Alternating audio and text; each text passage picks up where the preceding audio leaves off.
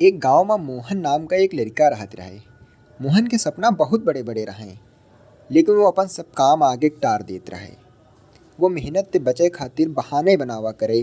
पढ़े के समय होए तो कहे आज देर हो गए है, कल सवेरे ते शुरू करब। मोहन इंतजार करत रहे कि जब सब कुछ ठीक हो जाई तब अपन सपना पूरे करब।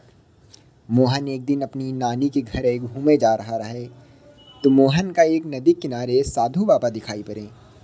साधु बाबा नदी का बड़े गौर से देख रहे। मोहन बाबत राम राम करेस और फिर पूछिस, बाबा बड़े देर से नदी देख रहे हो, का होगा? साधु बाबा जवाब दें, कुछ नहीं बच्चा, नदी सूखे के इंतजार कर रहे हैं। यह सूखे तो हम नदी का पार करी जाई। ये सुन के मोहन का हंसी आ गई।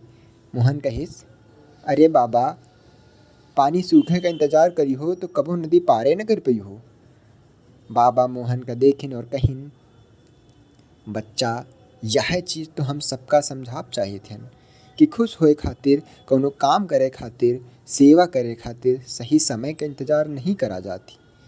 जिंदगी नदी की तरह है और यही में परेशानी के लहरी चले करती हैं।